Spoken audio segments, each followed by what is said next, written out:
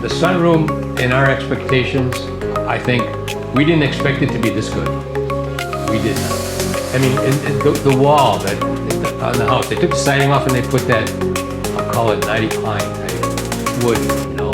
The cathedral ceilings with the beam that's up there and the fan that's up there. That exceeds our initial expectations. There's nothing negative about the room. Nothing. Nothing. Usually you have a little nitpick of something. Nothing. It was great.